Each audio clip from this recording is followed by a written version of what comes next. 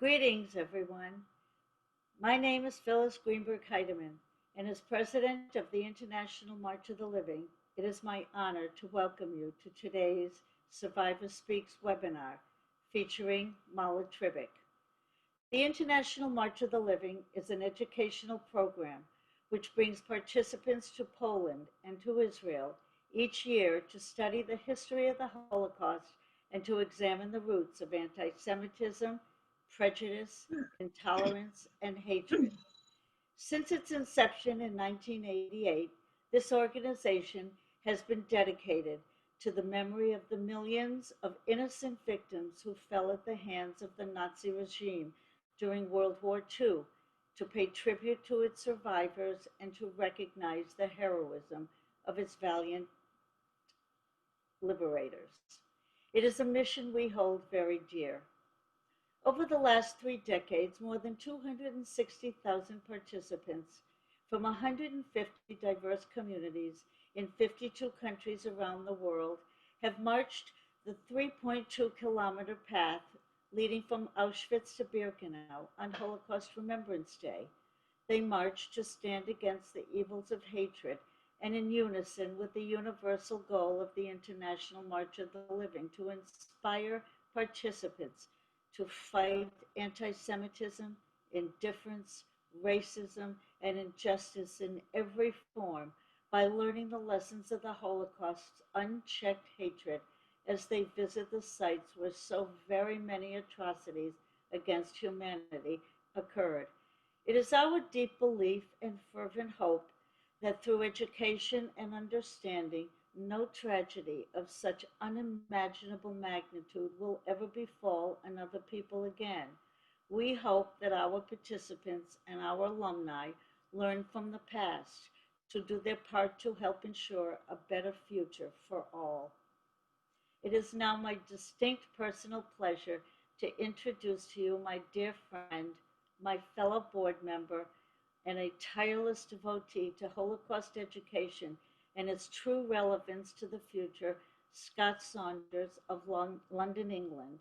Scott is the founding chair of the March of the Living UK, and over the last 10 years has led more than 2,500 multi-faith participants on this journey of memory and enlightenment.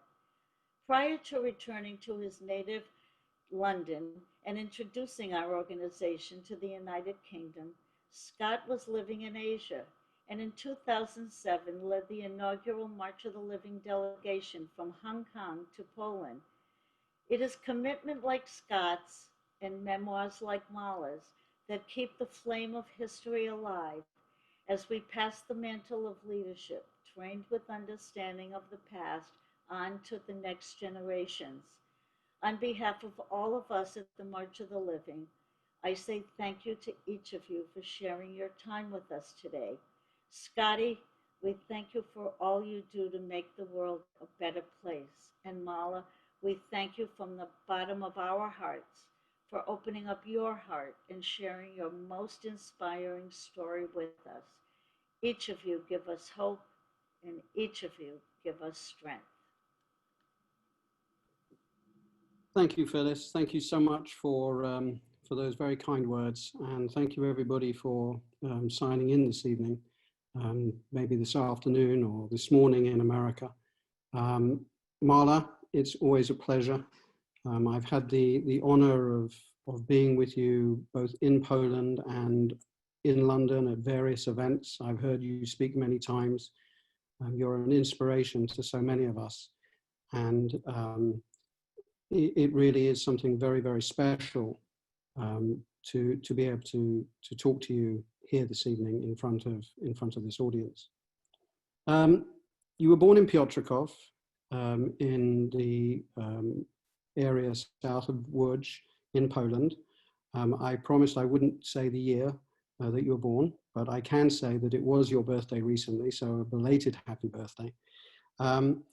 You share the same birthplace as the former chief rabbi of Israel, Chief Rabbi Lau, who was actually on a webinar for March of the Living International just recently.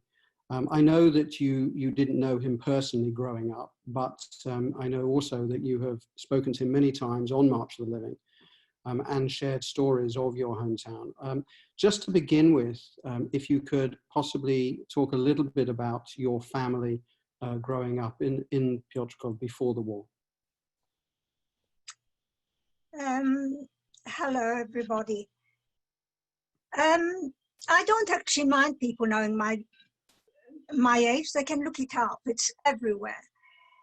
But, well, I was born in Piotrkow Tribunalski. It was a lovely, not very large town, but very vibrant. It was a Jewish population of 15,000.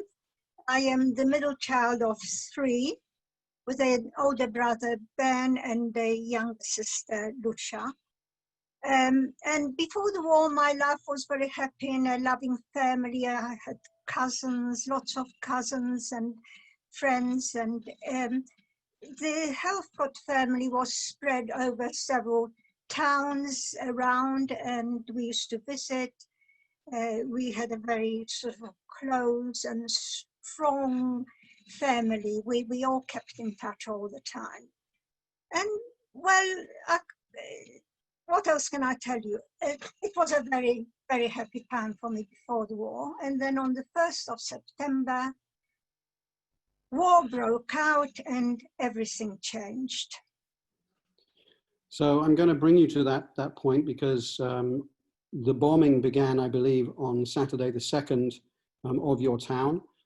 You fled to the east about 15, 20 miles in that first couple of days. But eventually you did actually return to Piotrkow, and in November you were put in the ghetto in Piotrkow, which was obviously something which many Jews in Poland, across Poland, experienced being put in various ghettos. If you could describe the ghetto a little bit, but what I really would like to raise is a particular story, which I know quite well myself, from you sharing it in the past, and that was a special mission that your father had asked you to go on. Yes, well, we were actually the first town in Poland to have a ghetto, and it started on the 1st of November. We didn't have physical walls around it, but it was very heavily guarded. And of course, getting out of the ghetto was not possible. There was an official entrance and exit, and anyone found outside the ghetto could be shot on the spot. Then, you know, he was recognized.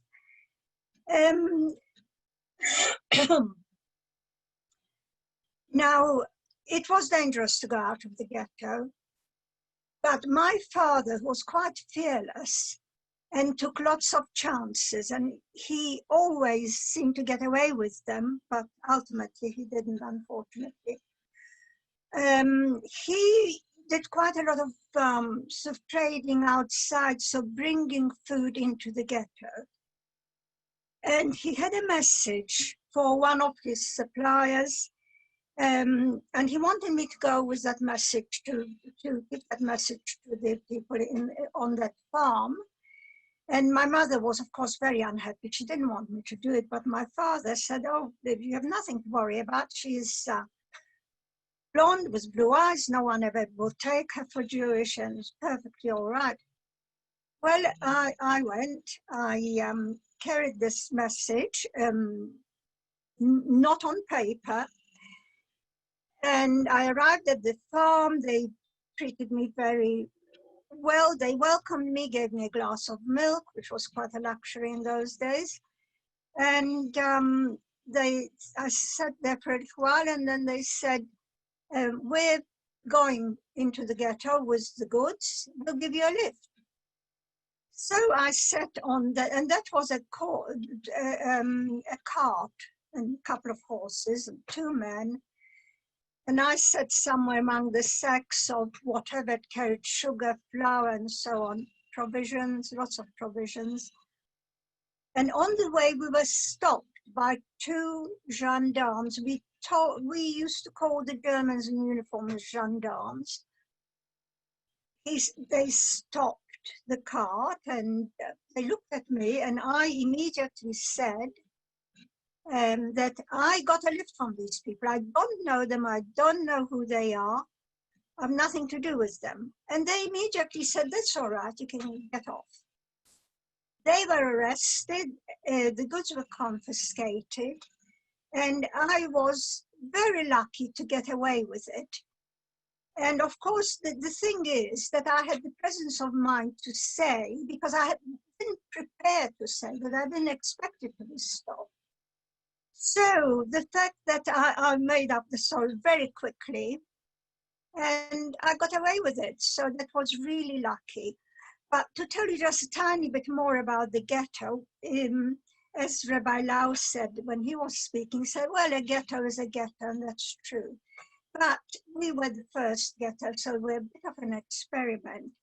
And the others followed very quickly. And life in the ghetto was very tough, very uncertain. We were deprived of the most basic physical, those basic human rights. And people were being shot and deported, and all sorts of things were going on. But as I said, a ghetto is actually a subject of its own. There's a lot to say about it, so I'll stop at this.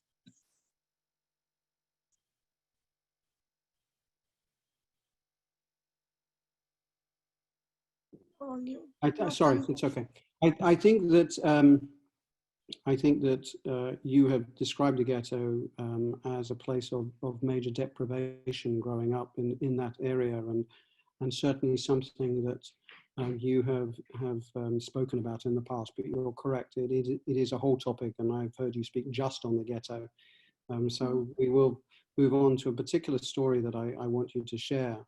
And that is that when your father sent you away with your cousin, it is something which I know is difficult for you to talk about, but I think in this context it really helps put the story across. So if you could share that, please, that would be very special for everybody. Yes, well, after about 2.5 years, rumors started circulating that the ghetto was going to be liquidated, and everybody except the people who had jobs was going to be deported. And we knew that these deportations were going to places like Treblinka, Majdanek, Sobibor. These were places where one went to be killed, that they weren't labor camps. And people got into a panic. People wanted to try and save their lives. And some of them managed to get out of the ghetto. Some lived in the forest and in the sewers. And some people made arrangements privately to, particularly people for their children, to live outside officially as a Christian. In some cases, they were hidden, but my parents were introduced to someone who was not only Polish, but he was actually of German origin, and he was, and these people enjoyed a lot of privileges which normal Poles didn't. And this man was prepared to hide 2 Jewish girls during the deportations and then return them. Now, arrangements were made. My parents wanted to meet this man. He actually came with his sister-in-law into the ghetto.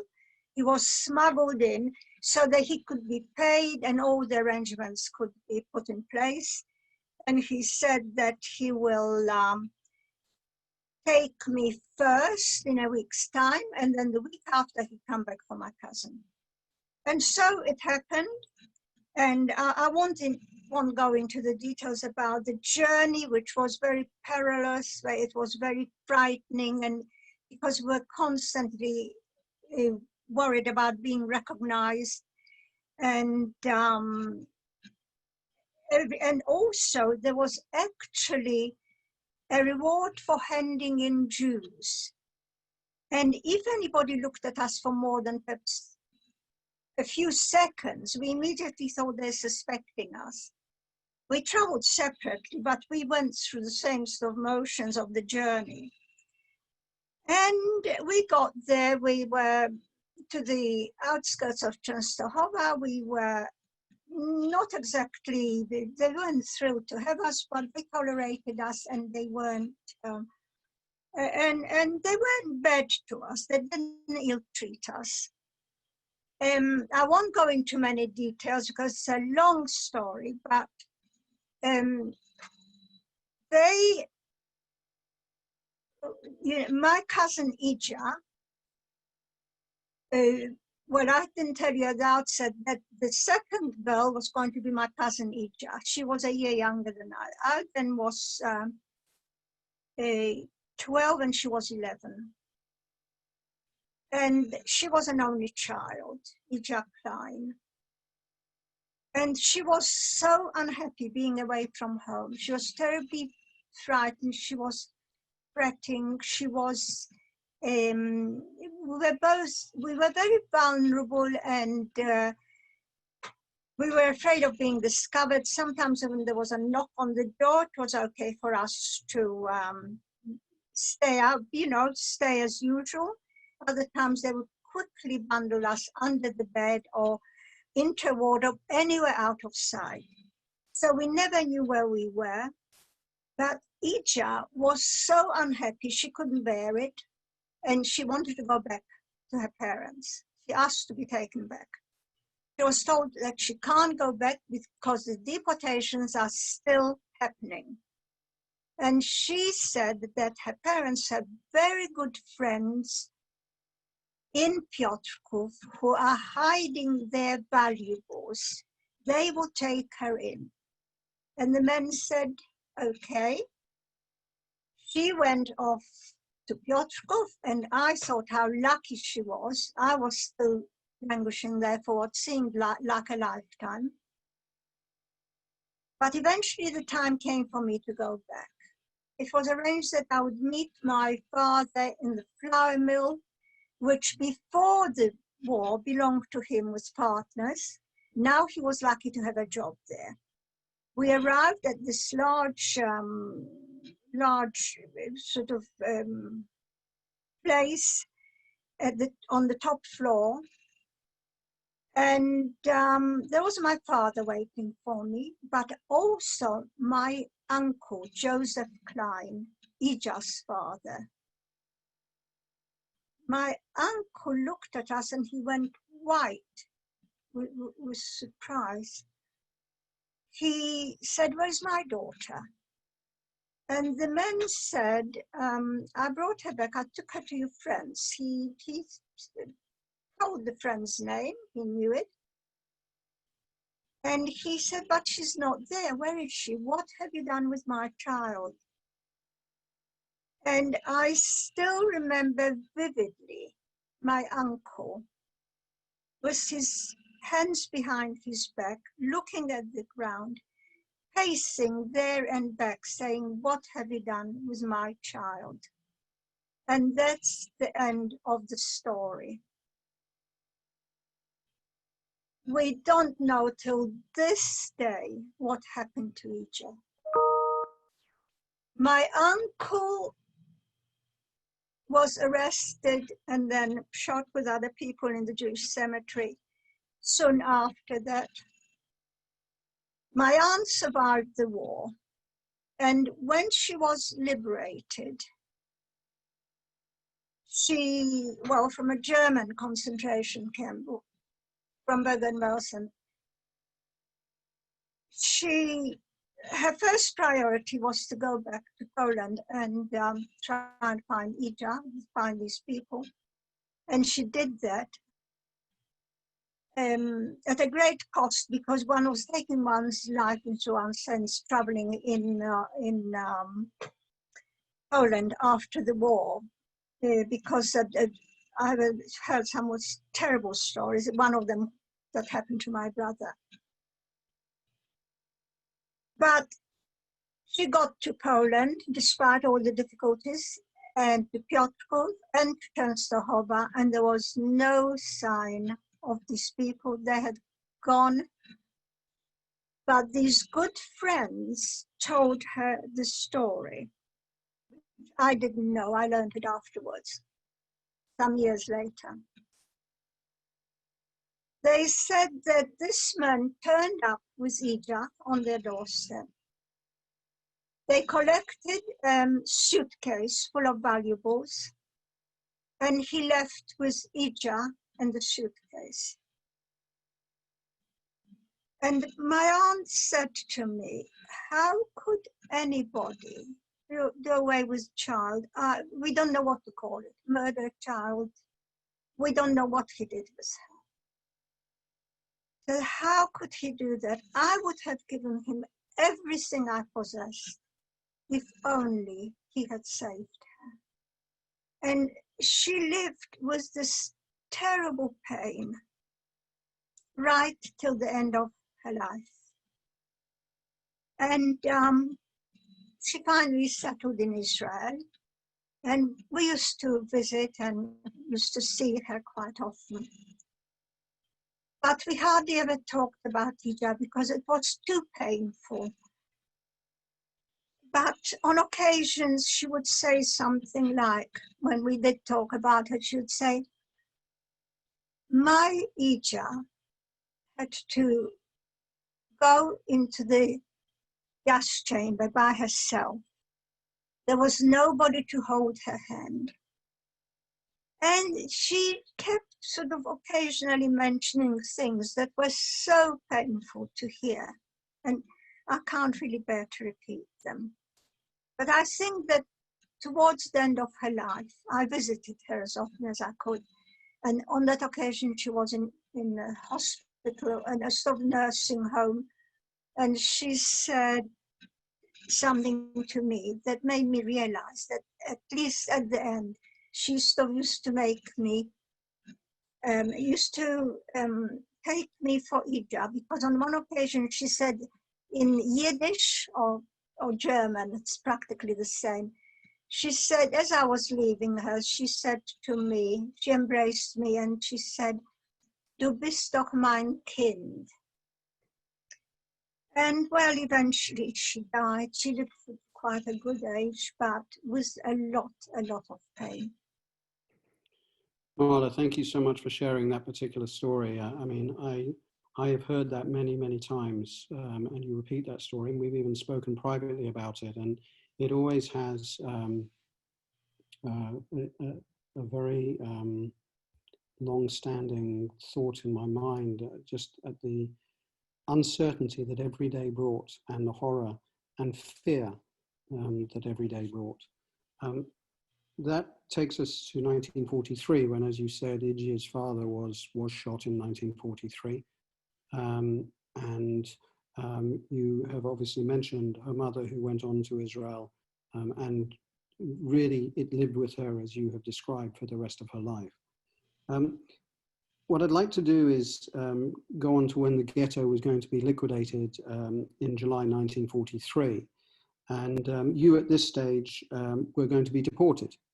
You had been sent to the area where the cattle trucks were going to take you and another cousin away. And again, I would like you to recall a specific story of what you have described as Jewish chutzpah.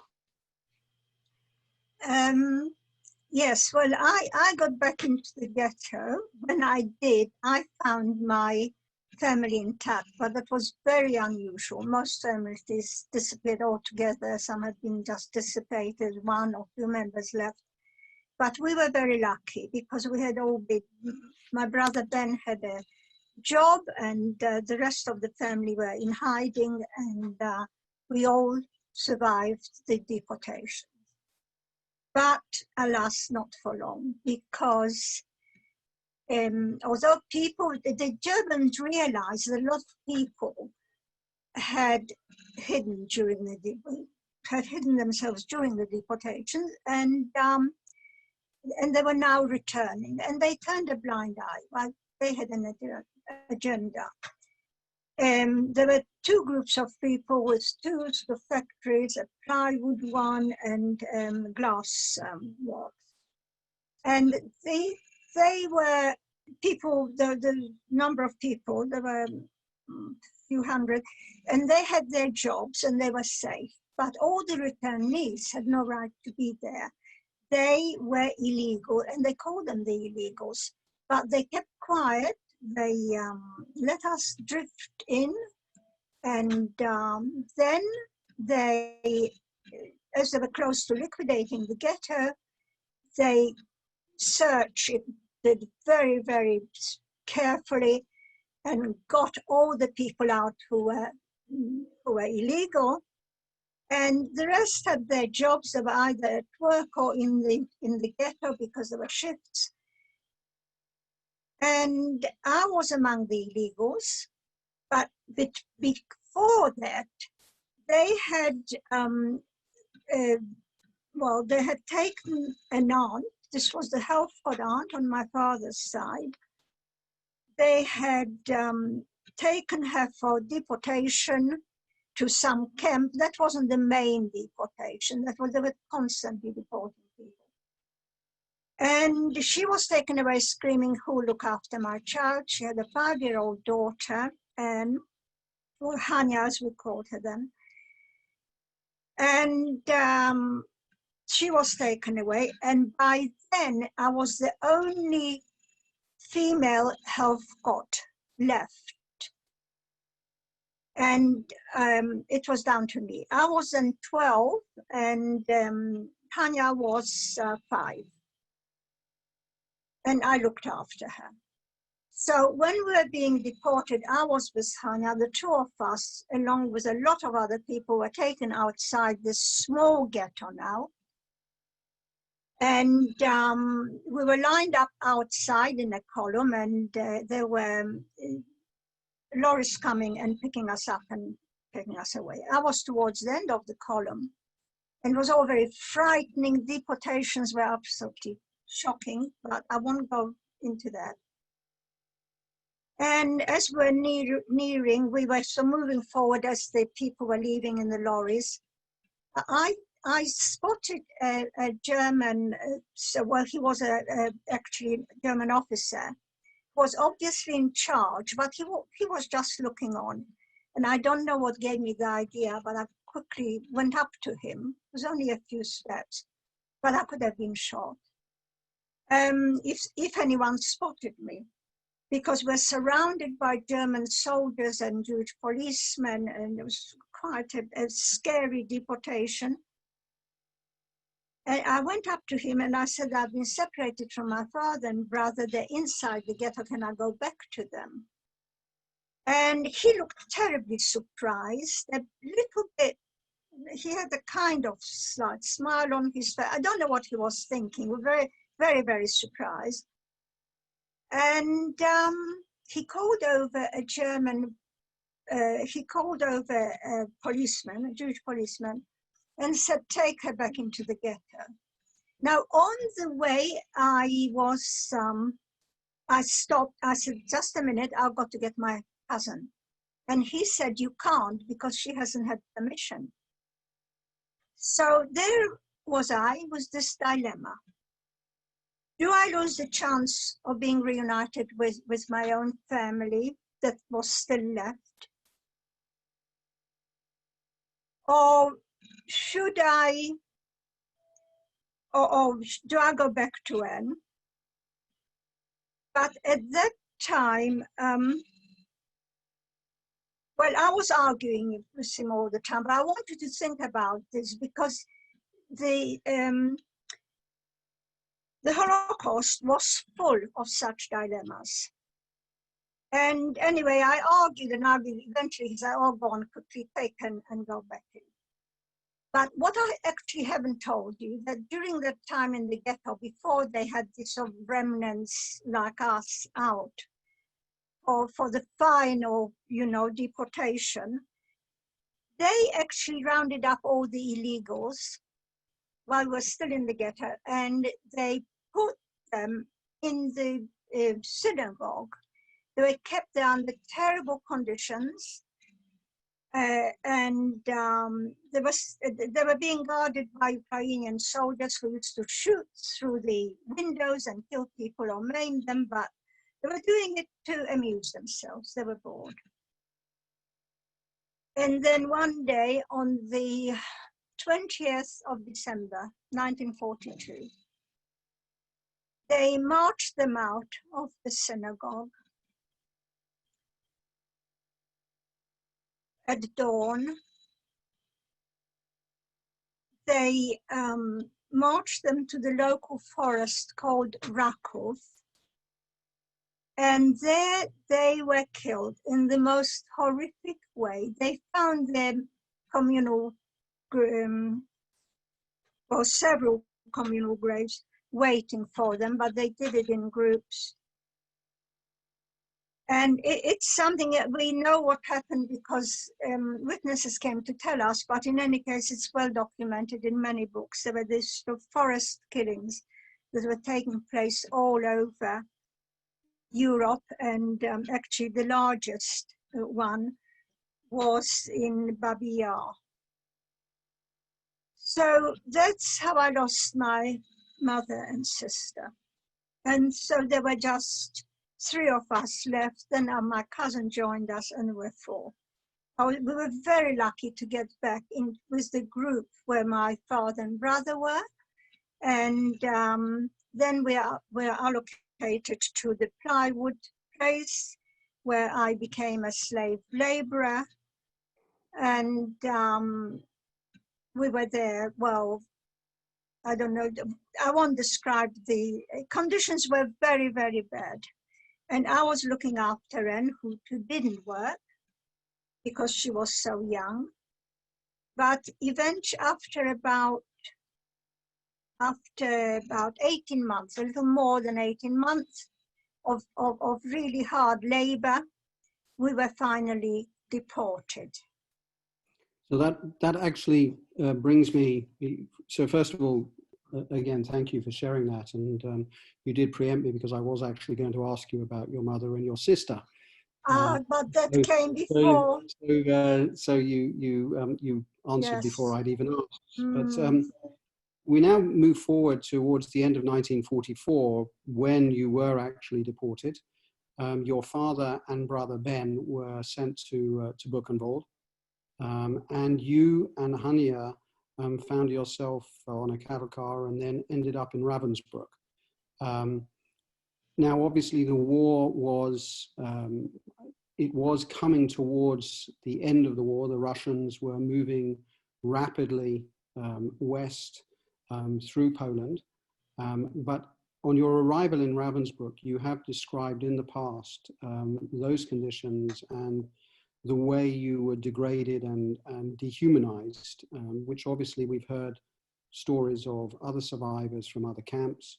But if you could describe your arrival at Ravensbrück and share that, please. So well, they walked us to the station. We didn't know where we were being sent, men separately from women. And after a 4.5-day journey without any food or water, terrible conditions, we arrived at Ravensbrück. Now, Ravensbrück was a very well-organized camp. And the first thing that they did was take everything away from us. We didn't bring much, but whatever it was, they took. Then we had to line up and give our details because, as you know, Germans were meticulous at record keeping. Then we had to undress, our clothing was taken away, our heads were shaved, we went through cold communal showers, and when we emerged at the other end, we were given the concentration camp garb, the striped skirt and jacket and clogs. And when we looked at one another, we could not recognize each other. We were just not human anymore. We just, it is very difficult to describe what it does to you to be stripped of your identity. We were just all exactly the same. We didn't recognize ourselves, never mind about the others. It really does something to your soul. And one of the things it does is to take away your hope. You think, well, that's really the end. We're not like human beings anymore. We're not people. It has a terrible effect on you. And when you lose hope, there's really no chance of survival. You know, as a result of me saying that, people have often, and I didn't even realize, people often say, so what is it that kept your hope? Well, I wasn't actually physically aware that I had hope. But on reflection, I obviously acted as if I had hope. I wasn't thinking about it actually in those terms. And this showed itself very quickly, because one of my aunt, Franja Klein, that's my mother's sister-in-law, my mother was a Klein and my father, oh God. So Franja Klein died very quickly after arrival. My best friend, Pema Blachman, died soon after that. And in recent years, I've started actually telling people's names when I talk about them. Because I didn't used to do that years ago, but I suddenly realized, well, I think it's important to remember their name and to mention it. And if I talk about any Holocaust victim, any of the family or friends, it's always by name. I do think that, yeah, I do think that sharing the names is something. Yeah, and well, the conditions were very bad. People were, most people worked, but we actually didn't. I didn't work in Ravensbruck. We had to be out on the Appellplatz. I was comparing conditions the other day, and someone said, yes, at 4 o'clock we had to get up for that. Well, I didn't even remember that. I thought it was later. But we had to be out there by 5 o'clock or 6 o'clock. I always said 6, but someone told me it was earlier. We all remembered sometimes differently, but these things are documented, so I could easily find that out. So life in Ravensbruck was pretty meager. I'll just tell you quickly, our rations were half a slice of black bread. I don't know what was made of, didn't taste like bread. A grey liquid called soup, and dark liquid, black liquid called coffee. And occasionally we got just a knob of margarine, and those were our rations. And we were there languishing, well, because I didn't work. We were there for about between 2 and 3 months. Yes, I have it for 3 months, and then again, with the Russians advancing, you were moved west again. And I think you've described Ravensbrück as a highly organized place. I think it's fair to say that many people and yourself have described the place where you ended up next as distinctly disorganized. In fact, it's being described as hell on earth, because in February 1945, you ended up in Bergen Belsen, which is where you were through till the end of the war. I think Bergen Belsen has been well documented and written about, but certainly for you, what I'd like to just focus in on is that period up to liberation and liberation, because you yourself were sick, as were many, many people. But what do you actually remember about those last few days, before the liberation in Bergen Belsen? Well, I'll just very quickly tell you that my first impression, we arrived, they didn't have room for us, and they put us up in a tent overnight. In the morning, they took us in, and what I remember, it's ingrained on my mind, that scene of the first thing that hit you was the smog and the smell.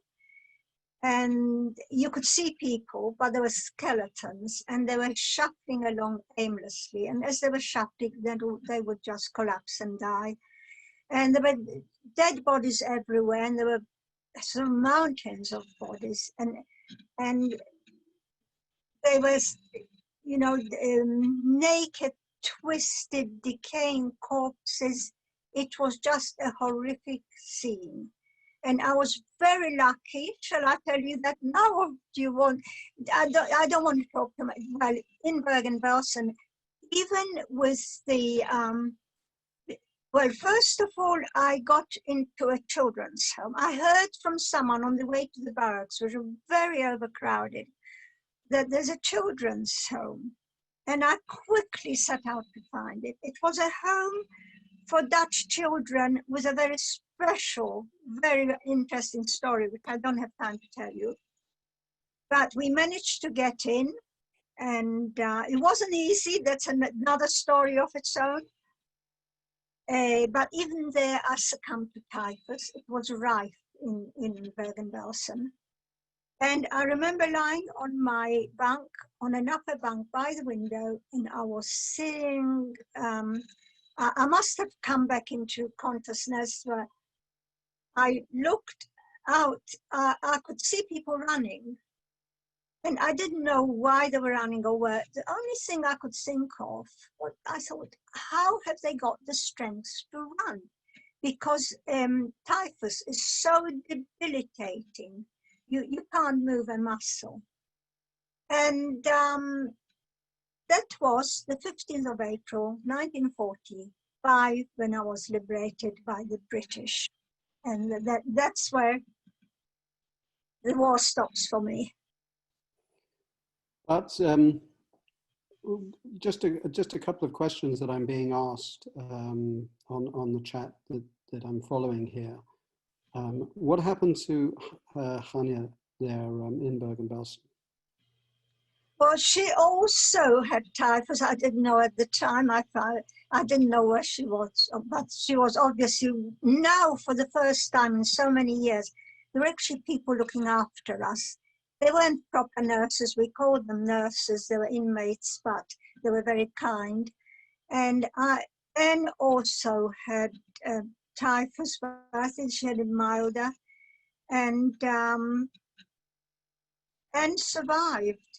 Well, we called her in after the war because they settled in Australia eventually. Her mother also survived and remarried because her father was killed very early on.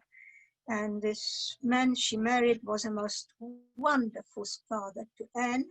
They ended up in Australia where Anne got married and had 2 children. They lived happily ever after, but unfortunately Anne did develop a terrible illness and she died reasonably young. I mean, she wasn't very young, but she unfortunately died quite about 10 years ago or more.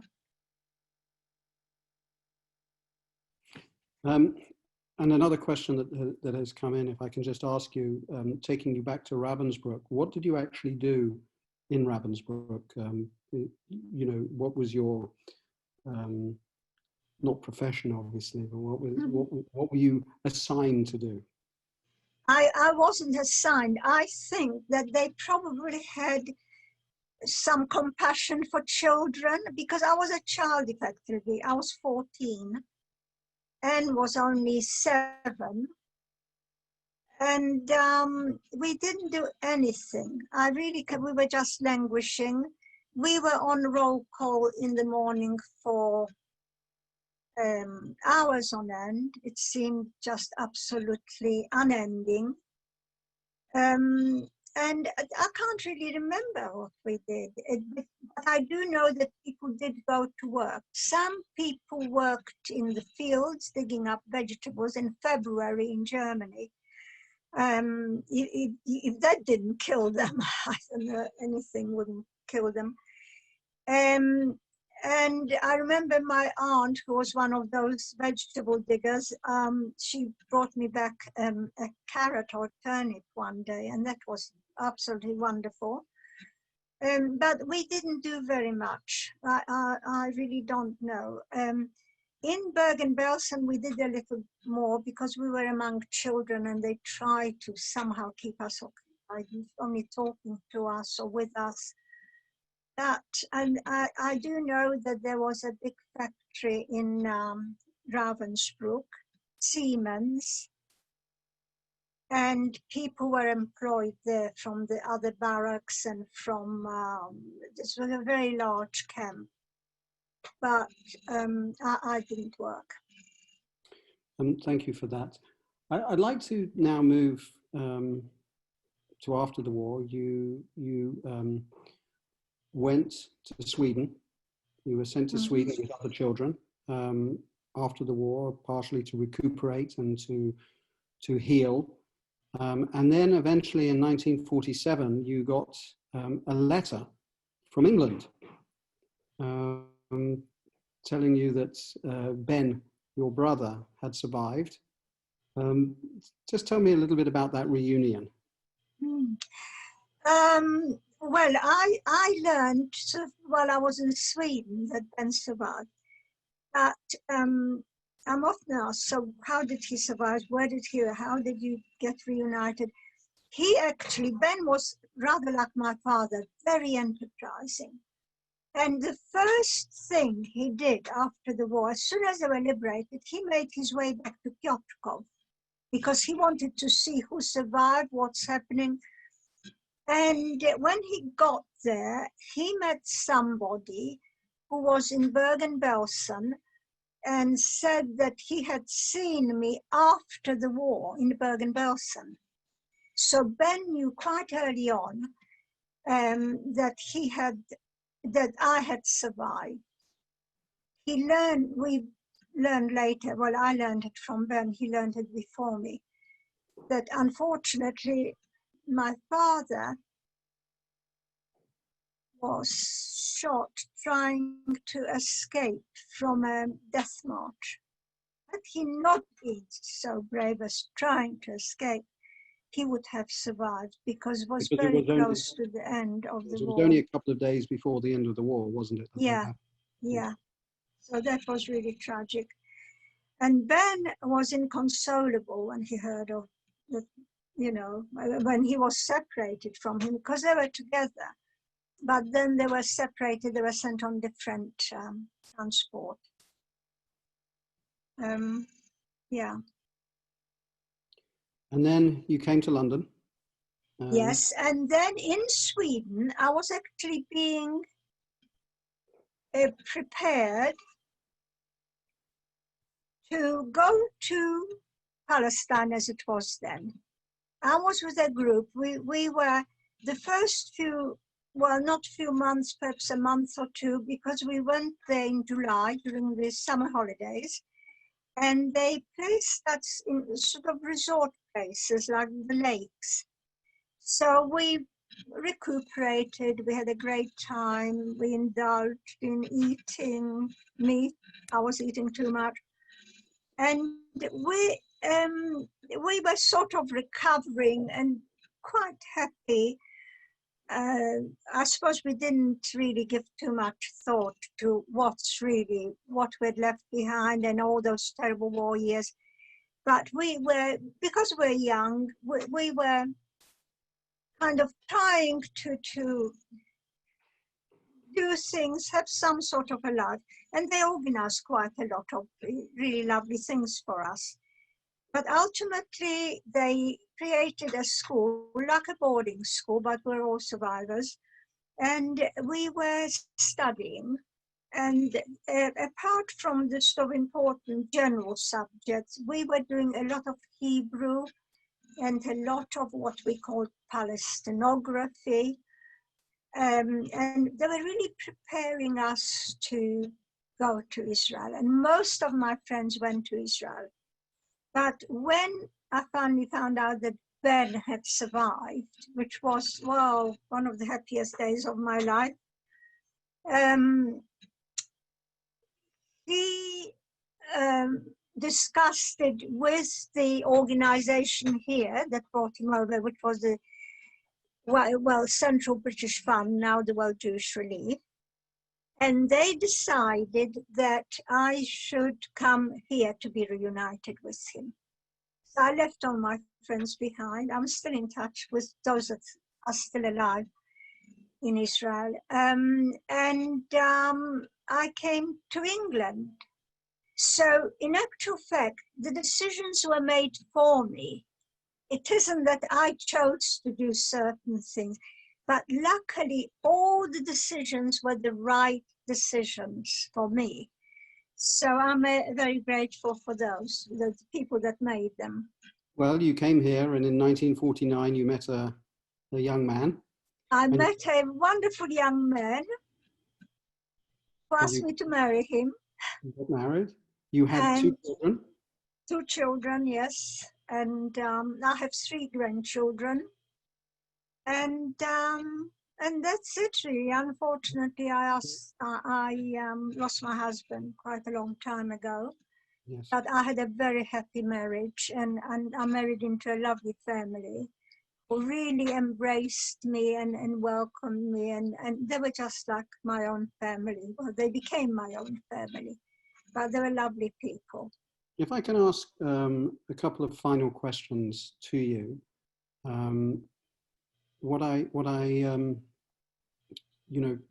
met your daughter because your daughter has actually been on the march a couple of years ago with us, and I met your son, although he hasn't been with us.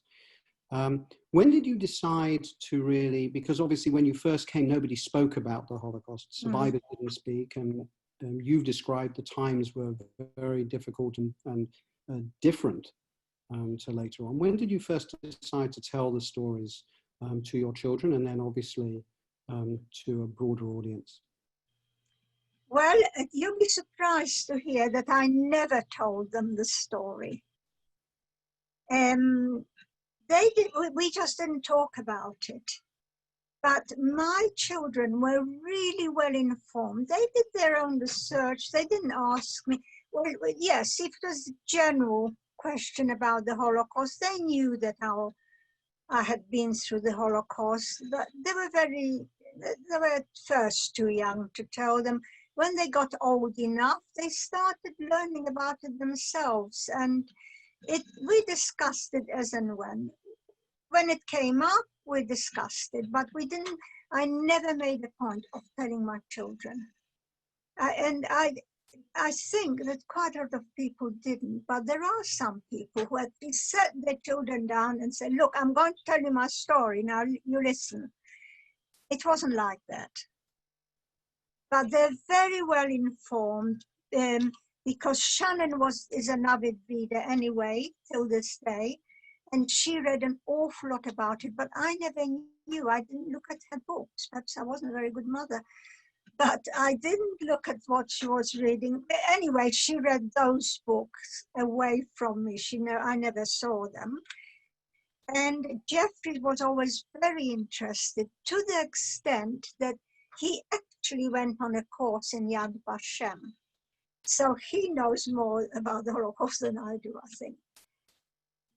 But I never sat them down and told them about it. I am talking about people who might be considered as knowledgeable or less knowledgeable. 10 years ago, you were awarded an MBE. You met the Queen. You were presented it to the award by the Queen. You've also had the pleasure of meeting Prince Charles on more than one occasion. And more recently, you met with Prince William and Kate. I'd like to say what was your impression of them, but I'd also like to hear more about what they really wanted to know from you. Well, of the 3 royals, one is couple, the Prince Charles was the most interested. They were all interested. So I can tell you, first of all, I got my MBE from the Queen, because it isn't always the Queen. It can be one of the other royals. She can't do all of them. There's so many of them. But and the Queen was very nice, very polite. She was inquiring. She asked me what I do, and you know, I had been active in the Imperial War Museum, and she asked me about that. And she was really lovely. She's as lovely as she looks. And now Prince Charles is I was going to say he's the one that asked me most, but no, he asked me a little bit about. I met him at the opening of the refurbished Jewish Museum in London, and he asked me quite a bit. I was there with my friend, my so-called partner, who was wearing his military tie, and he was in the medical course. So he immediately spotted that he's really on the ball. He knows what's what. And he talked to me for a long time, so much so that the person in charge of the person in charge of the museum, she was hovering around us because she wanted him to go around to speak to other people, but he just stayed on and talked. And he asked me a lot of questions. And then he said to me, have you written a book? And I said, no. He said, well, you should do. But if not a whole book, write everything down, because one forgets. He said, I forget. And he said, you must write it down. So he said, but I know that he's very interested. And as for Kate, William and Kate, I only met them quite recently on Holocaust Memorial Day, which was the end of January. And I had quite a long personal chat with them. And she's told me, she asked me a lot of questions. That's princess, and no, she's not a princess. She's something else. Or she's a Dutch princess. Yeah. And she said that she has introduced her children to the Holocaust. She's very interested. And they're really young children, but I'm sure that there's a way of introducing young children to the Holocaust as well. And I'm sure that she did the right thing. I mean, she did it properly, from the right angle. And she's very interested in the Holocaust, and she did a lot during that period. And I met her at the main event and spent quite a lot of time with her, because we had a special reception room with people who took part on the stage. And she's absolutely charming and lovely.